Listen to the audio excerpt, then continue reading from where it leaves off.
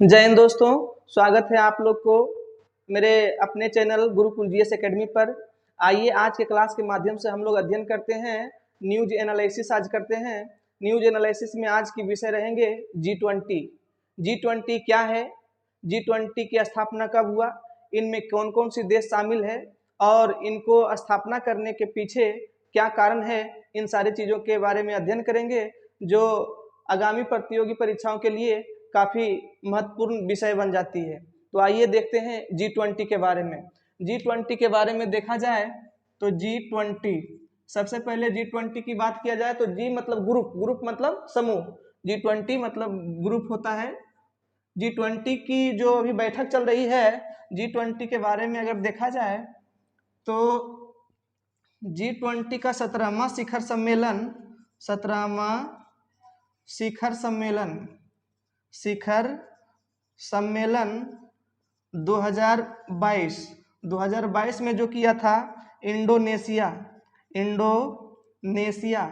Indonesia के बाली में हुआ था, इंडोनेशिया के बाली में हुआ था। जबकि 2018वां शिखर सम्मेलन देखा जाए, G20 का 18वां शिखर सम्मेलन देखा जाए तो इसकी अध्यक्षता अभी भारत कर रहे हैं। तो 18वां शिखर सम्मेलन, G20 का 18वां शिखर सम्मेलन, G20 का 18वां शिखर सम्मेलन की अध्यक्षता भारत कर रही है। और भारत के बाद 2024 में जो आएंगे, 2024 में जो आएंगे ये ब्राजील करेंगे। 19वां शिखर सम्मेलन, 19वां शिखर सम्मेलन,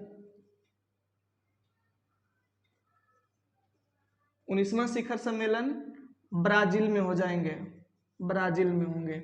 इस तरह से G20 शिखर सम्मेलन जो होते हैं प्रत्येक वर्ष उसकी अध्यक्षता अलग अलग देश करते हैं। अगले साल 2022 में इसकी अध्यक्षता इंडोनेशिया ने की थी और 18वां शिखर सम्मेलन की अध्यक्षता भारत कर रही है।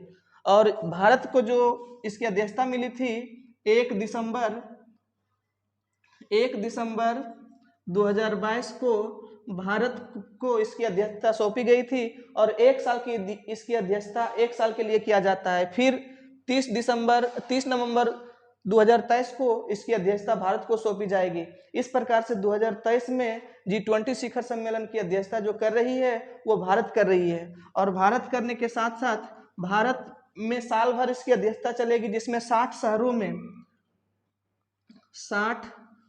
शहरों में कुल 200 से अधिक बैठकें होंगे और सभी बैठक में अलग अलग विषयों पर चर्चा किया जाएंगे।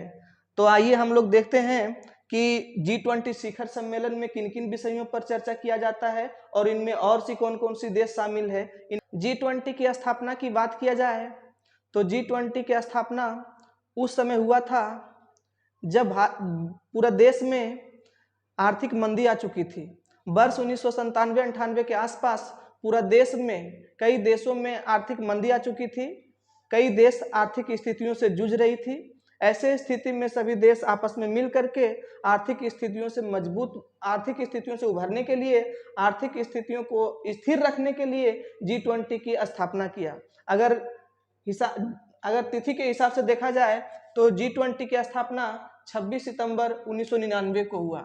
G20 की स्थापना 26 सितंबर G20 की स्थापना 26 सितंबर 1999 को हुई। G20 की स्थापना 26 सितंबर 1999 को हुई। अगर इसकी मुख्यालय की बात किया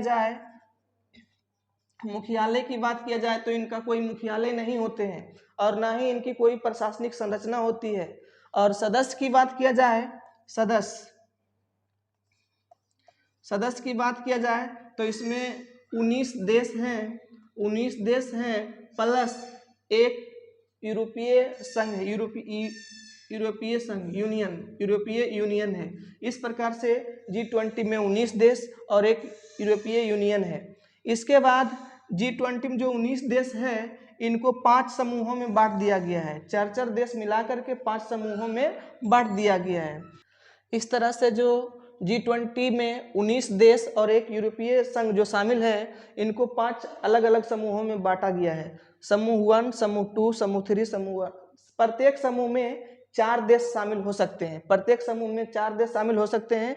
और इस प्रकार से भारत की बात किया जाए तो भारत दूसरा समूह में शामिल है। भारत के साथ साथ दूसरा समूह में रूस, दक्षिण अफ्रीका एवं तुर्की शामिल है।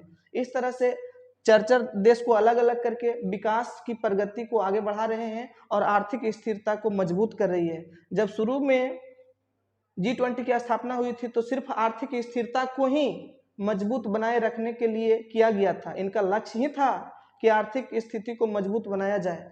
परंतु 2008 में जब इसकी अध्यक्षता अमेरिका कर रहा था तो उस समय G20 को विस्तार पूर्वक किया गया और इसमें कई और विषयों को शामिल किया गया।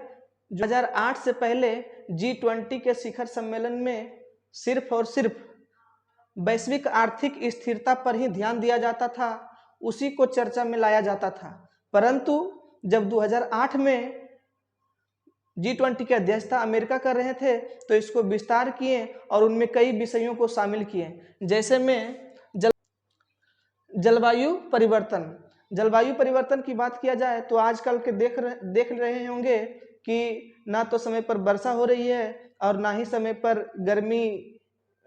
पर ठंडी हो रही है, और गर्मी के जो दिन है वो धीरे धीरे बढ़ रही है। तो इस तरह से जलवायु परिवर्तन हो रही है। उसके बाद ग्लोबल वार्मिंग को कंट्रोल करना बहुत आवश्यक है।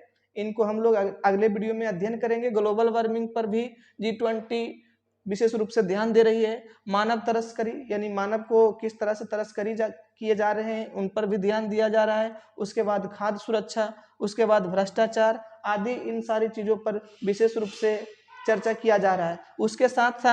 इसके साथ यूएनओ के द्वारा जो 17 सतत विकास लक्ष्य रखे गए थे उन पर भी G20 विशेष ध्यान रख करके सम्मेलन में इसकी चर्चा किया जा रहा है। तो इस तरह से G20 के बारे में और देखा जाए तो G20 का मोटो जो है one earth, one family, one future है। और G20 के सदस्य देशों के बारे में बात किया जाए तो विश्व की जनसंख्या का 60% जनसंख्या जो है वो विश्व G20 के सदस्य देशों के पास है। जबकि जीडीपी की बात किया जाए तो G20 के सदस्य देशों के पास 85% जीडीपी है। उसके बाद व्यापार की बात किया जाए तो G20 सदस्य देशों के जो व्यापार है वो 75% व्यापार G20 सदस्य देशों के पास है।